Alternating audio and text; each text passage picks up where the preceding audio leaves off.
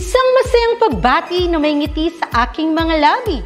Naghahanap ba kayo ng makakatuwang sa pagre-review ng inyong anak? Meron yan sa DepEd. Ang ETUlay online tutorial ay libre at handog ng ating kagawaran sa pangunguna ng OUA ICTS EdTech. Ito ay isang proyektong makatutulong sa mga mag-aaral, katuwang ang mga magulang o kasama sa kani-kanilang tahanan para masagutan at maunawaan ang mga modules. Hangad din ng programang ETUlay ang matulungan ang ating mga guro sa kanilang mga blended learning classes. Ang ating ETUlay ay mula kinder hanggang senior high school. Bukod sa academics, meron din tayong mga special programs gaya ng All is Wellness, Reading and Math Remediation, Storytelling, Mommy Tech Talks, Classes sa Gramatika, Speech Class, Financial Literacy, at marami pang iba. Pinalawig din ng ETUlay ang ating Alive program para sa mga mag-aaral mula grade 1 hanggang grade 3. Gayun din ay mayroon tayong ALS program at SPED tutorials na makasisigurong makakamit ng lahat ang inclusive education. May SPED hotline na rin para sa inyong mga katanungan patungkol sa special education. Kaya, subaybayan mula Lunes hanggang Biyernes, mula 9:00 ng umaga hanggang 7:00 ng gabi ang ating ETUlay. Sa ating pagtutulungan, maiaangat natin ang bawat isa. Ating itutulay ang pagkatuto upang di mapigil ang pag-aaral ng kabataang Pilipino. Itulay natin ito, sulong edukalidad.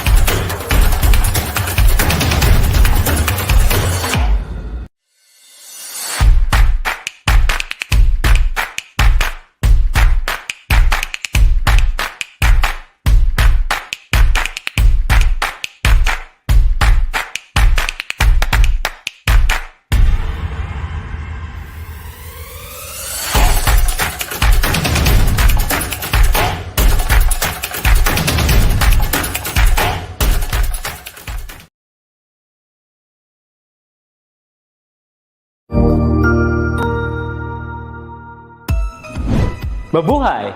Good day to all! I am your tutor Madge.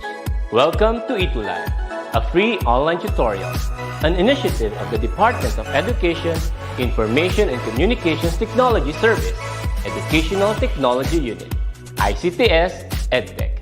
This program is aimed at helping and assisting learners from kindergarten, senior high school, ALS, Alive, and SPED learners. Aside from answering the modules, the ETUlay is offering programs which you will surely look forward to. Together with our parents and teachers, the ETUlay will bridge the gaps where difficulty and ease meet in learning new knowledge and skills. So, let us prepare our modules, pen and paper. Ready your mind to see and hear worthwhile and interesting lessons. Let us now study and learn, together with our volunteer online tutors. Tara na!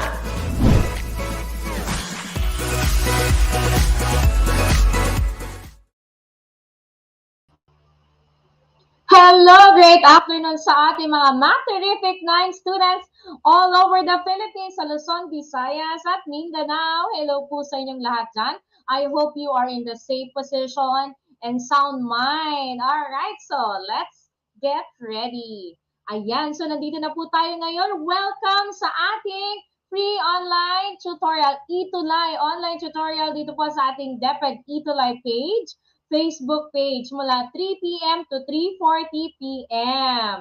Okay, so ako po muli ang inyong tutor, si Tutor Nikki mula sa SDO Caloocan City. Please be ready with your pen and with your notebook dahil iti-take note natin lahat ng ating napag-aralan regarding trigonometry because it will be useful for this lesson. Okay, so I'm sure ready na ang lahat dahil ito na ang culmination ng ating lesson. And next week, huwag po kayong hindi manunood dahil next week ang announcement ng ating mga certified batang ETUlay, ating mga certified matatalinong kids, mathuhusay kids, and of course, sa ating mga supportive schools. Thank you po sa inyong lahat dyan. Sa ating mga supportive teachers. Ayan, nangunguna na rin dyan. Ang ating math teacher si Sir Ruel Binyas. Hello, Sir Ruel Binyas. And of course, sa ating mga students. Shout out from Camarines Sur. Ayan, very supportive school. So, thank you so much in behalf of Grade 9 ETUlay Online Tutorial. Ayan.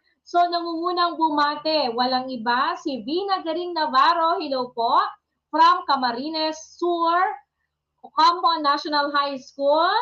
Parang kompleto yata ang mga students ni Sir Katrina Bisquera, John Kyle Brandes. We also have, ayan, alright, so tinatad tayo ni Vina Garing Navarro, Elijah Contas. Great afternoon sa inyong lahat dyan. Sige, huwag na tayo magpatumpik-tumpik pa. Let's get it on for our lesson this afternoon. And our lesson for quarter 4, week 7 na ha. Week 7. Solve problems involving oblique triangles. And of course, I am your tutor, Tutor Nikki from SDO Caloocan City. Every Friday, 3 o'clock, 3:40 p.m. At syempre, makakasama din natin si Tutor Janet from SDO Pasay. Ayan ang ating fairy godmother ng Mathematics 9. So, mapapanood niyo po kami every Friday sa ating Facebook page, DepEd ETUlay. And of course, sa YouTube channels. Alright, so nagpapasalamat po kami sa Central Office for this module. So, we are using the ATM module. Okay? For quarter 4, week 7, ang ating objectives ay, at the end of the session, you will be able to solve word problems involving oblique triangles. Pero bago ang lahat, bago tayo magsimula, ano nga ba ang ibig sabihin ulit ng oblique triangles? Yan. Sa trigonometry, kayang-kaya bang isolve ang oblique triangles? The answer is, yes, kayang-kayang isolve. Hindi lang right triangles ang pinag-aaralan natin dito, kundi mga oblique triangles. What do you mean by oblique triangles? Tignan nga natin ang ating comment section. Alright, so pwede po kayo sumagot dyan at itag nyo na rin ang inyong mga teachers. Yan, dahil next week, culmination na, and I'm sure nagko-compute na rin ang inyong teacher ng inyong grades, no? Alright, itag nyo ang inyong mga teachers, math teachers, para mabigyan naman kayo ng plus points. Hello, good afternoon. From Deparo High School, Altea Francisco. Hello, Altea. We also have here from Macario Molina National High School, Princess Anika Moral. Ayan, so habang inaantay ko yung sagot ninyo sa aking tanong, what do you mean by oblique triangles? Magbabasa muna ako ng mga present today. So, hi Regina Noemi Buban from Deparo High School.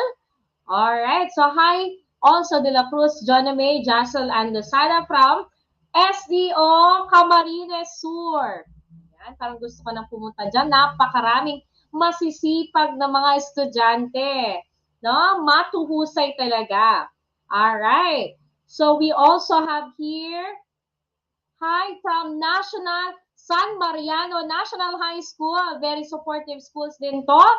SDO Isabela at ang kanyang supportive teacher. Lagi yan, si Ma'am Eleanor Duarte. Ayan. Yes, Binagaring Navarro. It's not a right triangle. So, how do you define oblique triangle? Paano kaya natin ma-define ang oblique triangle? Alright?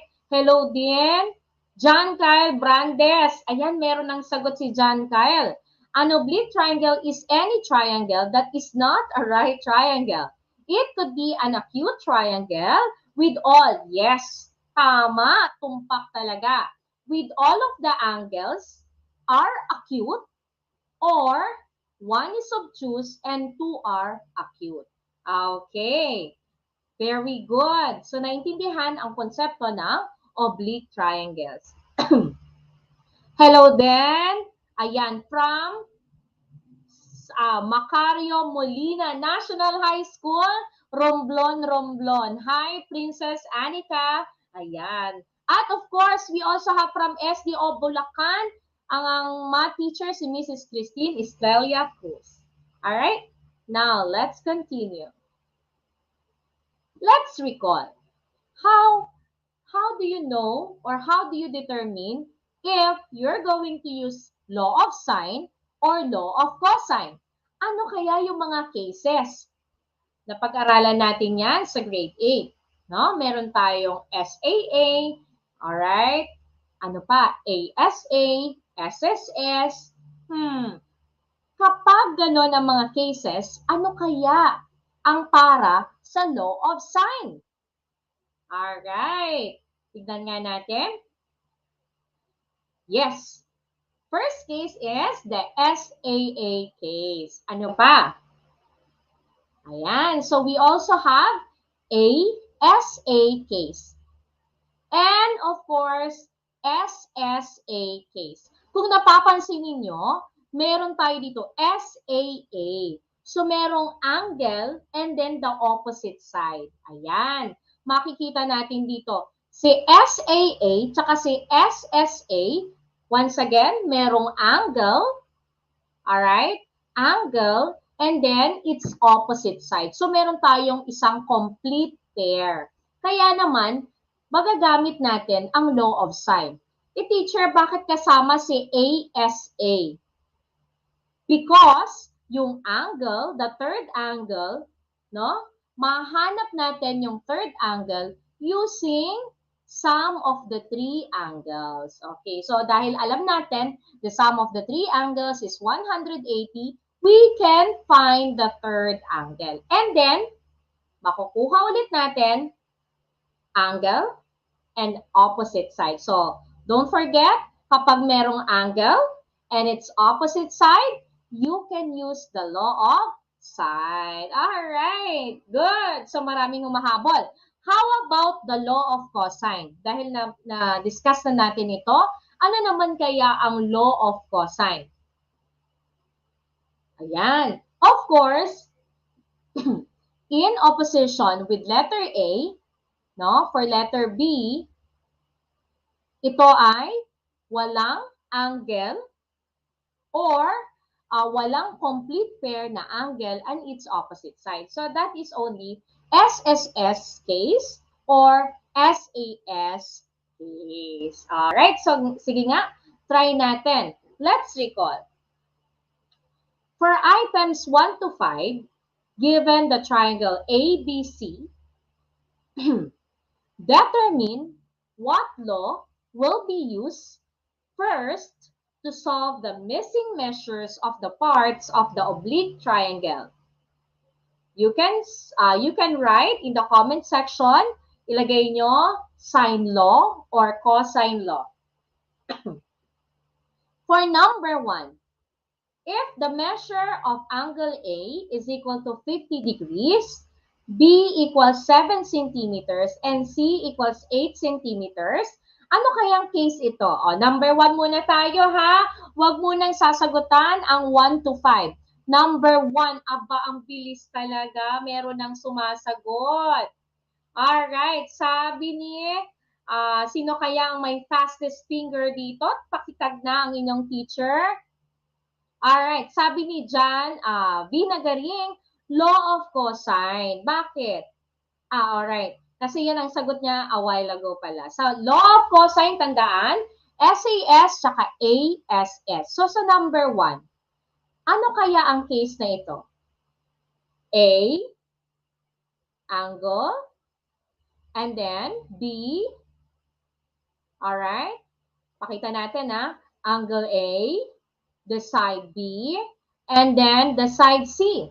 So, anong ibig sabihin sa A? Angle A is included angle.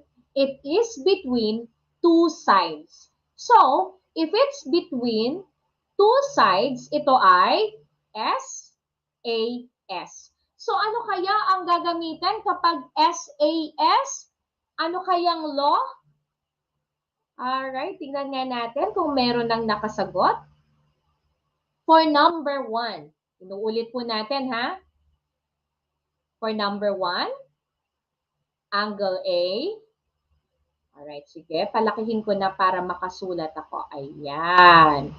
Okay, lakihan ko lang po Alright, nakikita na po ba? Okay, bilisan ko lang. Diyan, ayan. So, inuulit ko. Sa law of cosine, SSS at SAS. Ibig sabihin, yung A dito ay included angle. It is an angle between two sides. Alright? Okay, for number 1, draw natin. So, we have angle A. So, angle B, the side, and C, the side. So, we know that A is an included angle. Therefore, it is an SAS case or cosine law. So, ganun lamang po yun. Again, kapag SAS or SSS, anong gagamitin? Cosine law. Maliban doon, sine law na ang gagamitin. So, napakadali. SSS, SAS. Alright? Cosine law. Tignan nga natin for number 2. Okay, delete lang natin yung nasa ating screen. For number 2, 10 centimeters. So, C, etong side natin. Measure of angle B. This is the angle. And the measure of angle C. So, ito naman po yung angle. So, ano kayang law ang gagamitin natin dito to solve the problem? Okay, let me check kung may nakakasagot na. Alright, so ang fastest finger natin for number 1. Yan, konti nubo na lang si teacher, no? For number 1, ang fastest finger ay walang iba kundi si John Kyle Brandes. Okay, tingnan nga natin. Next, sumusunod si Vina Garing Navarro at si Althea May Rubis. Okay, next for number 2. Alright, for number 2, ano kayang law ang ating gagamitin? Hello, good afternoon.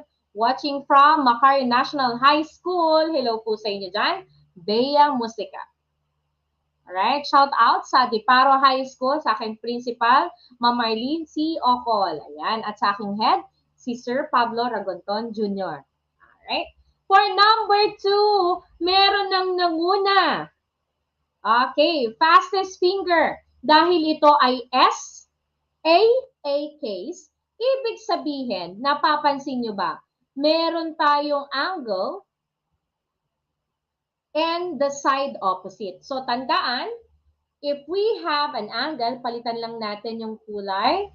Alright, si Ma'am very colorful. Talagang gusto ko rin talaga ng rainbow, no? Ayan. So, kapag meron tayong angle and side opposite, tandaan, that is Sine law. Alright. Very good. So, sino ba ang nakatama for number 2? Sine law. Okay. Shinortcut na po natin yan, ha? Sine law. At ang nanguna, si Vina Garing Navarro. Kanina siya yung pangalawa, pero ngayon nanguna na with the fastest finger. Top 3. Alright. Si Vina Garing. Pangalawa, si Hayat Labore Casero. Pangatlo, si... Alright.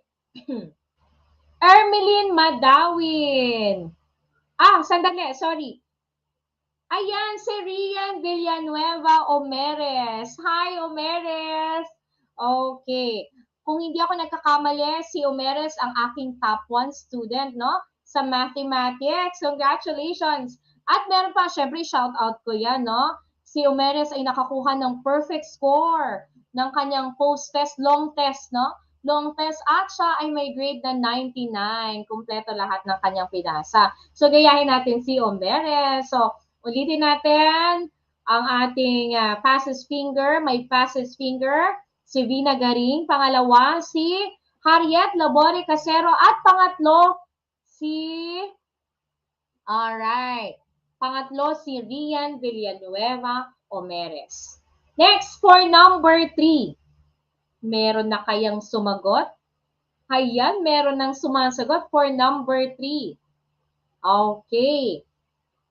Alright, basahin ko nga ang sabi ni Vina Garing, law of cosine. Sabi naman ni Ermeline, law of cosine.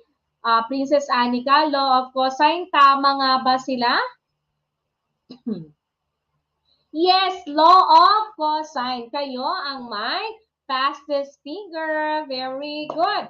Next for number 4. C is 10. So, lagyan natin dito S. And then 15 centimeters S.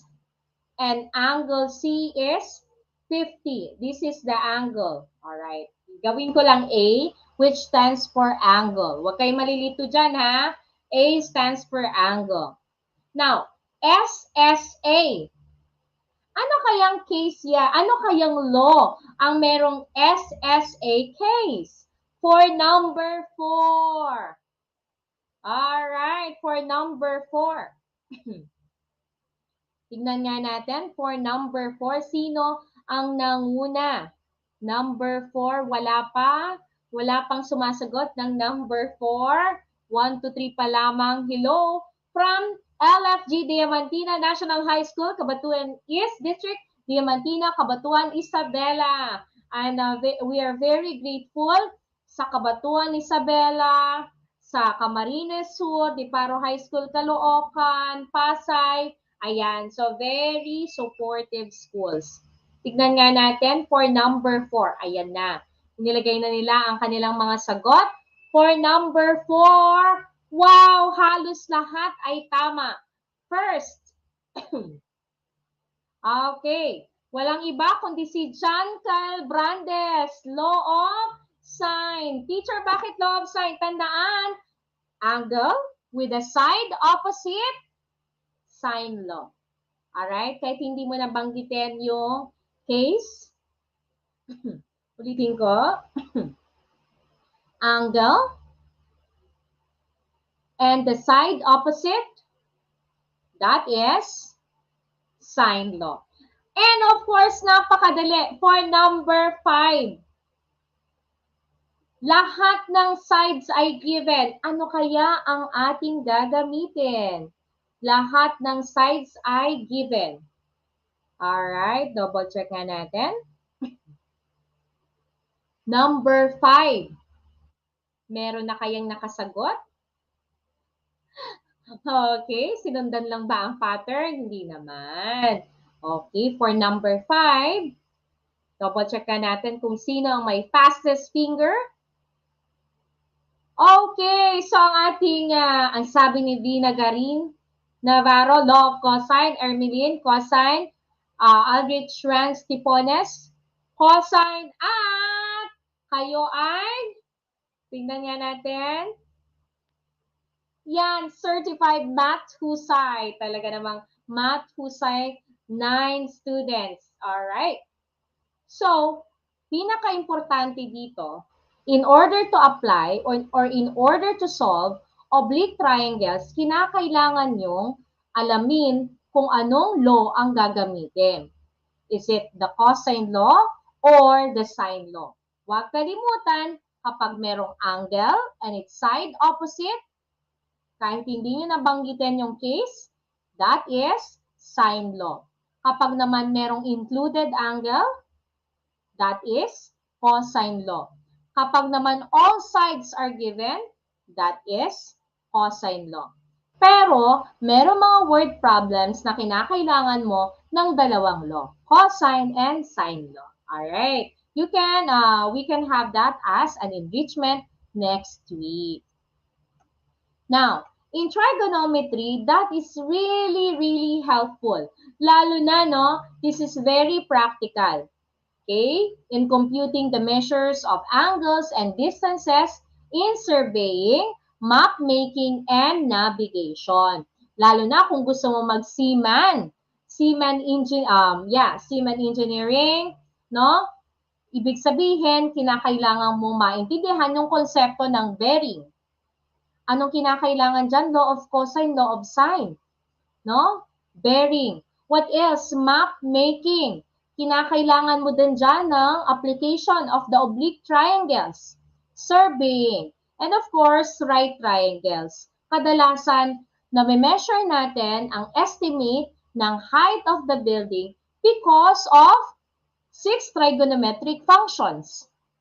Now, according to Alexandrian mathematicians, no, triangulated the universe and gave precise knowledge about the earth and heaven. So, paano kaya nila nasusukat kung gaano kalayo, kung gaano kalaki yung ating mga planeta, mga exoplanet?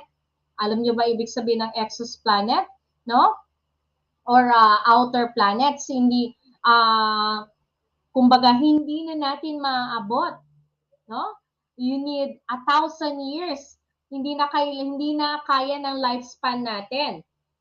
Pero kaya nating sukatin, kaya nating ma-estimate.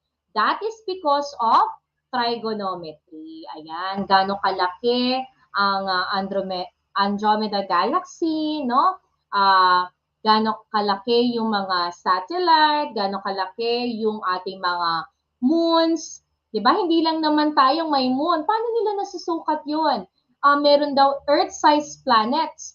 So, paano naman nila nasusukat yung Earth-sized planets? Diba? Meron pang 3 times, 2 times, and that is because of trigonometry. So, triangulation of materials adds strengths by eliminating lateral movement. So, kayang-kaya yan, no?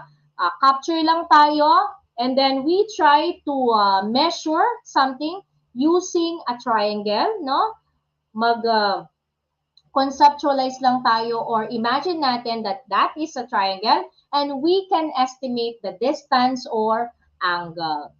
So, trigonometric functions can also be used to solve problems involving triangles that are not right triangles. At yan ay oblique triangles. At katulad ng sinabi ko kanina, it has either 3 acute angles or 1 obtuse and 2 acute angles. Alright?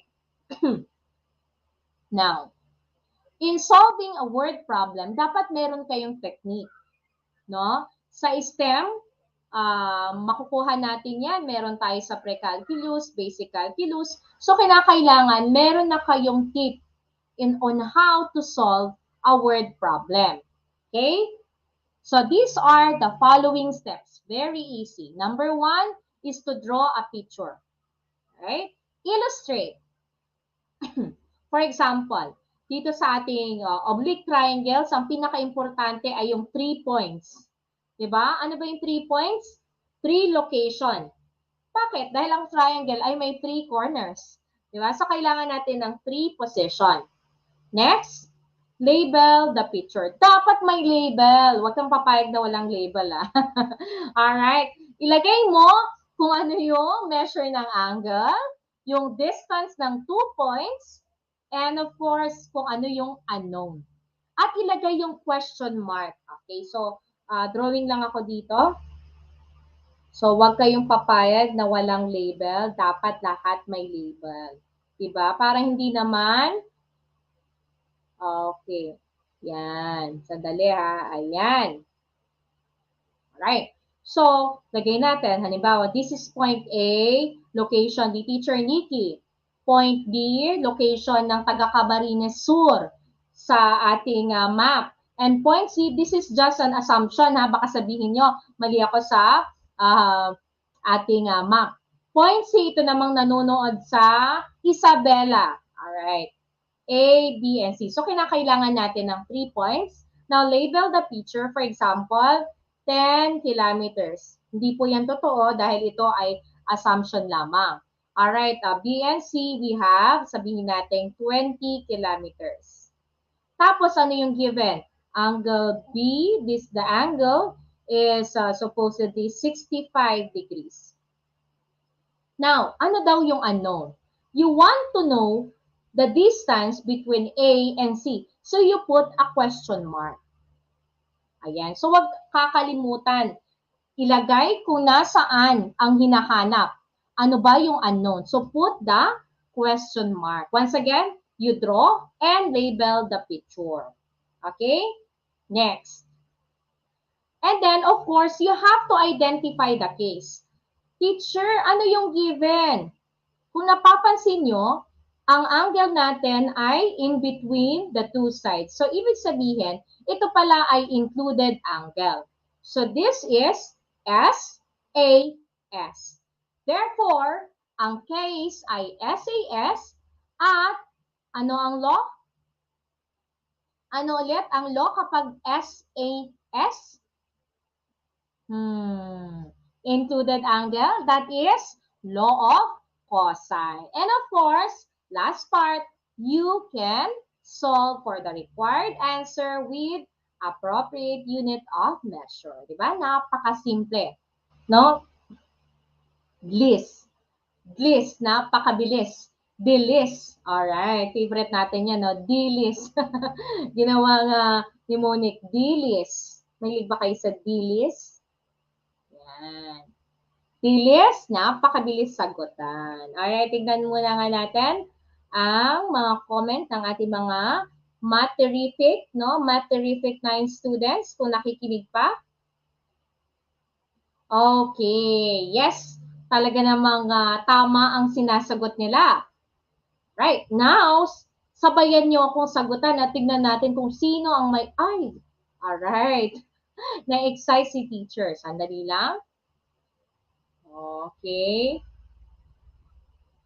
Madali lang, ha? Alright. Nakikita po ba? Stop sharing ko lang muna dahil nakita ka agad.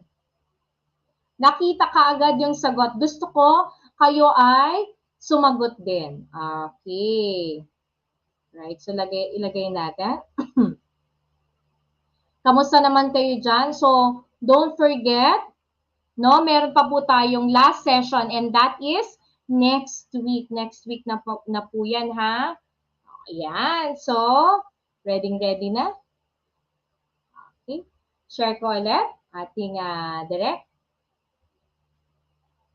Ayan, i-share po ulit ni Teacher Nikki. Alright, nakikita na po ba? Biglang nakita yung word yung sagot, no? Thank you, Direk. Kap Abhin, ang ating program head na junior high school. Now, this is the problem. In the same depth of the water, two scuba divers who are 20 meters apart spot a shark that is at the deeper part of the sea. The angles of depression of the shark from diver 1 and diver 2 are 47 degrees. Okay, it's supposed to be 47 degrees and 40 degrees respectively. How far is each diver from the shark? Okay, ulitin natin. No? How far is each diver from the shark? So, 47 degrees and 40 degrees respectively. Ano ulit ang ating steps? Dilis-bilis, no? Dilis-bilis. Let's start with draw. Draw the picture. Ayan. So, binigyan na namin kayo ng example. And dahil ito ay example ng oblique triangle, of course, meron po tayong 3 locations. Location ni diver 1, location ni diver 2, at location ni shark. Next, label the picture. The distance from the diver 1 to diver 2 is 20. 20 meters. Okay, huwag kalimutan yung unit. No? Dapat may description yung label natin. Hindi pwedeng label lang. Dapat may description. Next, angles of depression. So ito, we have 47 degrees and 40 degrees. So of course, dahil ito ay A, S, A, kayang-kaya pala nating makuha yung third angle. Okay? Teacher, paano ulit makuha yung third angle natin? Paano makuha yung third angle? Because the sum of interior angles of a triangle is 180 degrees, then we just need to subtract from 180. So add natin, so 47 plus 40 subtracted from 180, the answer is 93 degrees. Diba? So, ibig sabihin, meron tayong angle and its opposite side. Ano kayang law ang gagamitin? Alright? Dahil ito ay ASA case, ang law na gagamitin ay, tignan nga natin kung nakakasabay, law of 5, 4, 3, 2, 1. Law of sine. Kung yan ang sagot mo, ikaw ay talagang certified math terrific 9 student. Ayan. So, law of sine. Okay. Next step. D, label. Alright. D, list. And of course, solve. Dahil ang ating formula, A over sine A equals B over sine B, so pwede na nating sabihin, no? Ito, Y over sine 47 degrees equals 20 over sine 93 degrees. Teacher, bakit ang hinahanap yung how far is each diver from the shark? Hindi lang isa yung hinahanap natin. Dalawa po. So, ang distance ng diver 1 sa shark at distance ng diver 2 sa shark. So, pwedeng Y muna, no? Okay, erase ko lang muna ito para mas lalo nyong maintindihan. Once again, bigyan ko kayo ng tip. Kung hinahanap nyo yung Y, ilagay nyo na yan sa taas. So, magsimula kayo sa side. Kung ang hinahanap nyo naman ay angle, baliktarin nyo. Pwede kayo magsimula sa sine of an angle over the side opposite. So, pwede po yun. So, pwede muna tayo side opposite over sine of an angle. Is that here? Yan. Okay, ilaking lang natin. Tapos, hanapin natin kung ano yung complete pair. So, ano yung complete pair natin? The side opposite and the angle. So, yan ang ating complete pair. Ito yan. Yan. So, pwede na po natin gawin yan as a proportion. Now, using the concept of proportion, therefore, we have Y is equal to 20 times sine 47 degrees over sine 93 degrees. Okay, tignan nga natin kung sino ang makakasagot. Gaano nga ba kalayo si diver 2 kay shark? Teacher, pwede bang unahin yung diver 1? The distance of diver 1 to the shark, yes. Pwede po. Okay? Diver 1, wow, sinagot na talaga ni John Kyle Brandes. Alright. Pasensya na po, inuubo ng konti, no? Ayan. Don't worry, kaya naman. Okay. So, we have here, ayan, ang dami ng sumasagot. Ayan, tinatad tayo ni John Kyle Brandes. O, sige nga, ilagay na natin. So, we have y is equal to 14.65 meters. At ganun din ang gagawin natin to find the value of x. Purahin lang po natin to. Dahil x na ang hahanapin natin, dito na tayo. Alright. This one and this one. Okay? So we have x over sine 40 degrees equals 20 over sine 93 degrees. And using the concept of proportion, we will arrive with x is equal to 12.87 meters. Okay? Tignan nga natin kung nakatama ang mga Math Terrific 9 students natin. Alright, let's check. Wow, very good talaga. Walang iba kundi si John Kyle Brandes. We have Aldrich Ranstipones, Princess Anika, correct. Bea Musica, Bina Garing, Earl Angelo. I hope na sinagutan nyo talaga yan. Antoinette T. Hernandez, ayan. Very good. Next. Diretso na po tayo. So, yun lamang po yung mga tip natin. Okay, ganun ulit. Once again, 3 boats are at sea, Jackson, Jinyang, and J-Boom. The crew can see both J2 and J3. The angle between the line of sight to J2 and the line of sight to J3 is 45 degrees. If the distance between J1 and J2 is 2 miles, and the distance between J1 and J3 is 4 miles, what is the distance between J2 and J3? Alam nyo, kapag binasa nyo lang, di ba, babalikan nyo pa rin.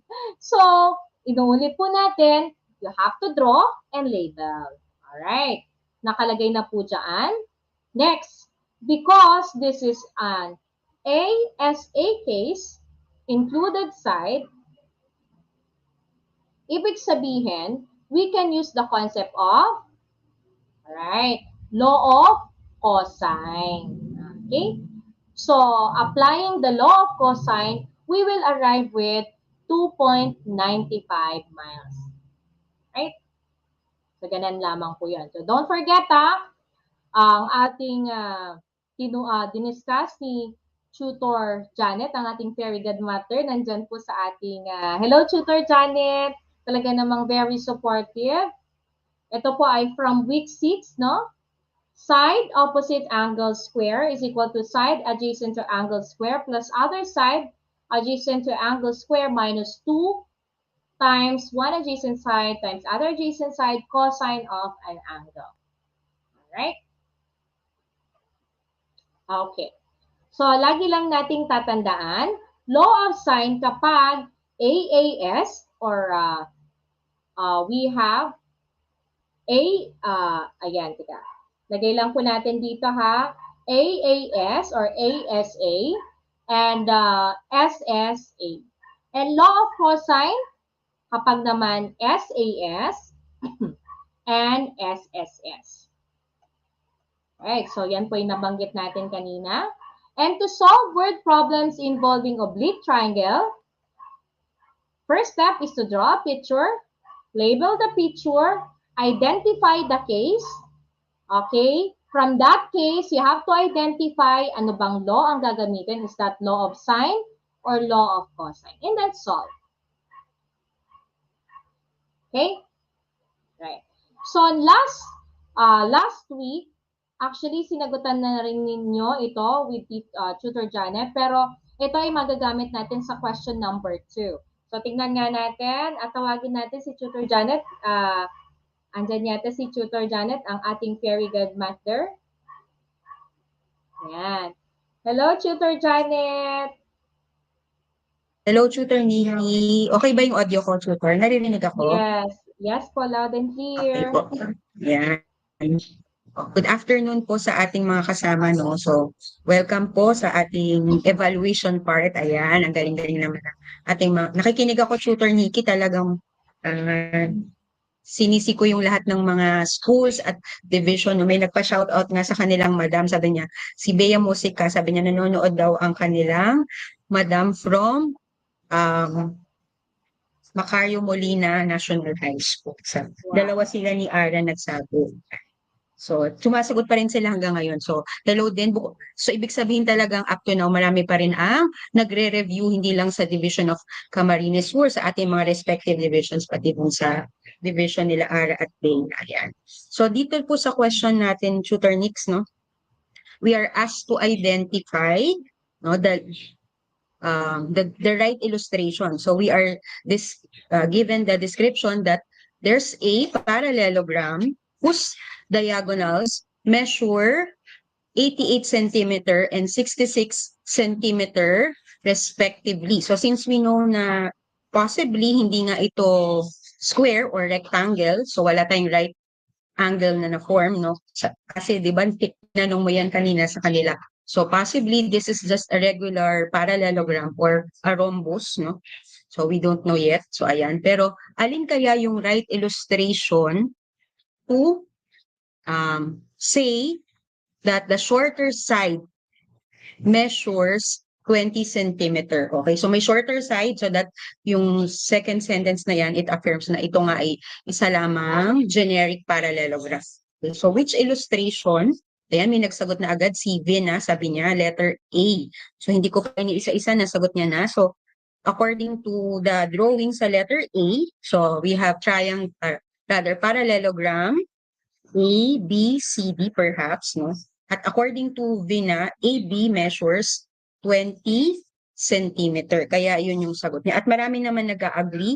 So, okay. So, kasi doon sa ibang figure natin, no, hindi natin ma-identify correctly kung alin talaga yung diagonal. So, yung tamang segment ng diagonal. Pero dahil nga, ang sinasabi natin dito, dapat the longer diagonal should be 88. So, it should be opposite nung longer, kumbaga, longer side. Okay, so, or hindi opposite, but consecutive dun sa longer side. So, that's why, obviously, ang ating mga math, sabi mo, math huhusay at certified, ano matawag mo sa kanila ngayon, Tutor Nix? Math terrific din na mga shooties ay nagbigay ng tamang sagot. So, letter A should be the correct answer. Yan. Tama ba, Tutor Nix? Paki-flash po kung nag-a-agree ang ating answer key. Okay. Actually, Tutor Janet, ayan, dito. Okay. Siguro dito lang. Halos parehas naman sila. Yun nga lang, dun sa longer side. Ayan. Okay. So, the longer side should be... Okay. So, dapat yun yung nababisect ng diagonal natin. So, ang tamang sagot po, according to our answer key, I stand corrected, is letter B po pala. So, dahil, yun na, ang opposite natin dapat ay yung mas mahabang side, which is that in this case, sabi natin yun yung side BC na Tutor Nix. So, yeah. So, klaro na po, the correct answer is letter B. So, proceed tayo, Tutor Nix, sa number 2. Ayan. So, nakita na nila yung question number 2 and 3. So, let's start muna with number 2. Okay. So, meron tayo ditong question number 2. What case of a triangle in the parallelogram? So, using the same figure sa number 1, what case of a triangle in the parallelogram is illustrated? So, since ako din ay hindi masyadong nag-focus dun sa drawing, by time Tutor Nix konti na isang slide. Tingnan lang, let's have one last look doon sa parallelogram ABCD natin. So this is our parallelogram, and of course the correct illustration as shown here is ito po. Ayan. So kung ating titignan, meron tayong na-form dito na triangle. So triangle ABC. Ayan. Okay, so according to the correct illustration, what case Okay, so balik na tayo dun, Tutor Nick, sa tanong. Ayan. What case of a triangle in the parallelogram is illustrated? Ayan. So may mga sumasagot na. Again, ang ating fastest Yeah. finger, simula kanina sa iyong discussion, no, ay si Bina Garing at inulit niya ang kanyang sagot. Kinapitalize niya. So, sabi niya nung una, small letter A, tas ngayon, yun, lang, sinulat niya uli or tinype niya uli with capital letter A. And I think her schoolmate Aldrich is agreeing letter A. And obviously, ayan, sure na ako dito, Tutor Nix. Number 2, tama po ang mga binigay na sagot ng ating mga math husay na tuties, si Vina at si Aldrich. So far, ang nakita ko, pati si Bea, letter A. So SSS case ang makukuha natin dun sa isa sa mga triangles.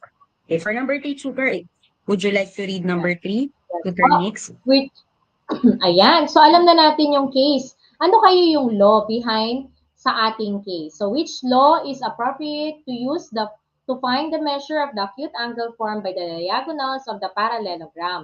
So, kapag ito ay SSS, ano kayang law? Is it A, Pythagorean law, B, law of sine, C, law of cosines, or D, law of tangent? Ayan. For sure, may makakasagot na kaganyan. Yes. Okay, for Ang number dami na nila, 3. Tutor Nix, na nagbigay ng tamang sagot. Ayan. So far, lahat na nag-answer sa number 3, they are giving letter C, which is the correct answer. Okay, so tama, Tutor Nix, no? Number 3. Yes po.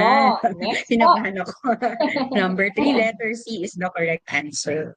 Kasi nga, SSS siya. So, law of cosines muna dapat yung gagamitin natin to find the unknown. Okay, so number 4, Tutor Nix, ako na magbabasa, no? Number 4, the lengths of the diagonals of a parallelogram. Okay, yung pa rin pong given natin, no? Same information, meron tayong parallelogram na may diagonal na 88 at saka 66 cm respectively. And again, the shorter side of our parallelogram is 20 cm. Which of the following is the correct equation if we want to find the measure of yung angle, no, na makita natin dito, na included ng 33 at saka 44. So which equation should we use?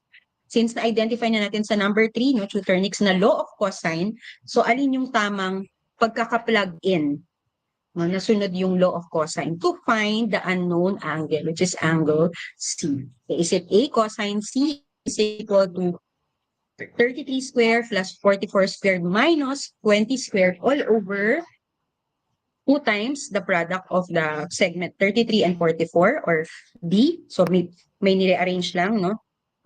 20 squared ba siya plus 44 squared minus 33 squared all over 2 times 20 times 44, or C, cosine C is equal to 33 squared. So naging nasa unahan na yung 33 squared ulit plus 20 squared minus 44 squared over. So syempre ang dapat na magsama sa ilalim ay 2, 33, and 20, or is it the last choice, no? Cosine C is 33 squared plus 44 squared minus 20 squared over 2 times 20 times 44. So simple, plugging in lang ng tamang values. And this is a very crucial step na, Tutor Nix. Sometimes we tend to be excited to just plug in the values at nakakalimutan natin yung tamang format, which is to find cosine of an angle, it should be, in this case, C.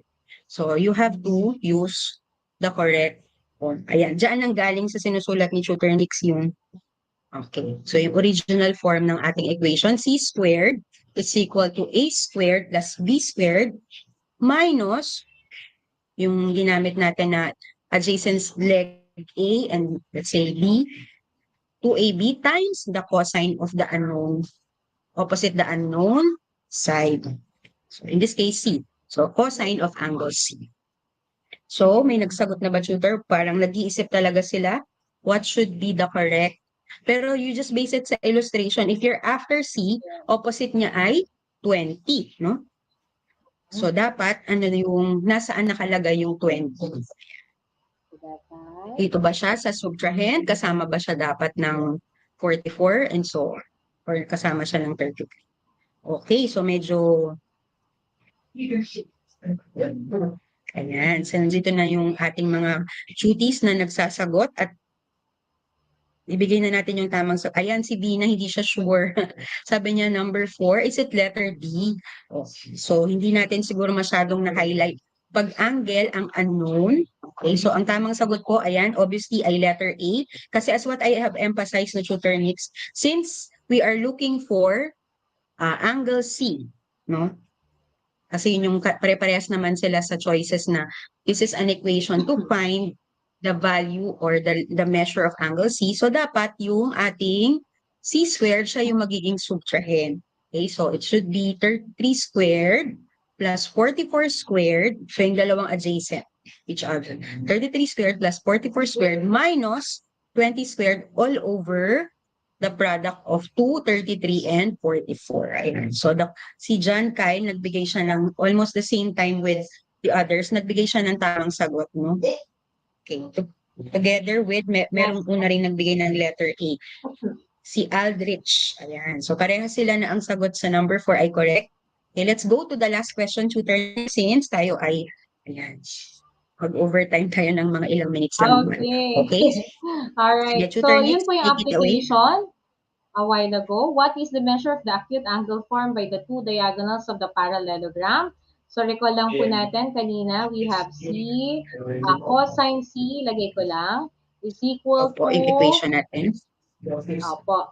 So, 33 square plus Squared plus 44 44 square minus, minus 20 square. Tama ba ako, Tutor Janet? opo, Over 2 over 2 yung times 33 adjacent. and 44. Opo, yung dalawa magkasunod. Ayan. Yan. So, tip lang po So, alin natin. Pwede dyan? po. Hello po, Tutor Janet. Ayan. Opo, Hindi kita tutor nakakita. Nick. Sorry. Ayun. Tip lang po natin, kapag cosine C, ilagay na po kagad natin sa calculator yung cosine inverse para makuha Yes. kaagad. So, ilagay ko. Awesome. Okay. Cosine. Meron na po bang nakakasagot, Tutor Janet? Okay, so may nag-comment dito. So si Aldrich, pero ang sagot niya kasi kanina sa number 4, hindi ko lang alam kung ito ay para sa current question natin, na ano na mismo yung sagot, no? If we have already identified that the correct equation is letter A, so ano ba ang sagot natin? Sabi niya kasi dito, tutor, nalilito ako sa A or D. Okay, so ano daw kaya ang tamang sagot dito? A or D? Tapos si Ermeline. So, Ermeline, pwedeng mag-comment ka ulit siguro. Okay, so what are you trying to say here? For B, correct. Sige, Correct. Tutor. For B, correct. No, ayan. So, pero we stand by our answer. Opo. Yes po. Tama po, tutor. Kanina, kung napapansin natin, ang pinagkaiba lang talaga nila itong si 33 tsaka si 20. So, dapat A, B, adjacent legs dun sa angle. So, ang adjacent legs, 33 and 44, hindi 20 at 44. Opo. Yan. So, halos kapares, no, tutor? Pero it's letter A. Yes. So, kailangan kasi kung ano yung nilagay natin na addends natin, siya rin yung nasa denominator when we're solving for the So, but for number 5, pakita na natin, tutor, na parang, yan. So, ang tamang sagot ko, obviously, ay 25.32 degrees. Okay, sorry po, tutor, nagkamali lang.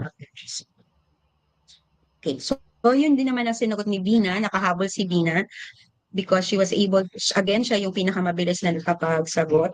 So, ang sagot niya ay letter D. So, sabi niya, yan, 25.32. Kasi yan nga yung ating smallest angle dapat, yung angle na unknown, because the other two diagonals measure 33 and 44. I mean, not the diagonal, but the segment of the diagonal. Kaya ang tamang sagot ko ay 25.32 degrees. Okay, ayan, bumati na ang iyong, binabati niya ang ating mga nakakasama lagi from Leparo High School.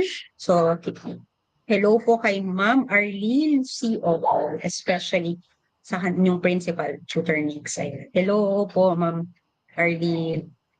At syempre, to shout out ko na rin ng aking from our division. So ang aming SDS si Dr. Loretta Torrecampo at ang aking principal si Sir Agapito Chodoro and Manaog. Hello po sa inyo, sir. And Tutor Nix, meron kang offline activity for our students? Ayan po. So, salamat sa ating mga Materific 9 students. Pwede nyo pong i-post, sagutan ang ating offline activity at ilagay po ang hashtag Tutor Nikki and Tutor Janet at sagutan po ito. Will the illustrate then solve? Will the tree hit the house? Okay. Screenshot lang po natin kasi wala rin po tayong time. Sorry po sa ating mga direct. So, 1, 2, 3, 4, 5.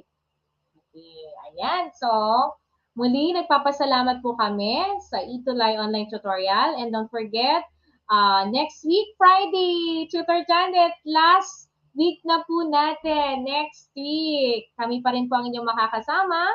Ako po si Tutor Nikki, ang inyong tutor. Magdiwata, ika nga, sinasabi nila. At ang ating, hello, Tutor Janet. Hello po, ayan. Ako po ang inyong Fairy Godmother sa Math 9. Opo. Fairy Godmother. Ayan. So, sana po ay makasama namin kayo sa ating huling stream for school year 2021-2022. This coming Friday. Thank you po. Ayan po. Thank you po. Up next, Tutor Joy and Tutor Roel. Maraming salamat po. See you again next week.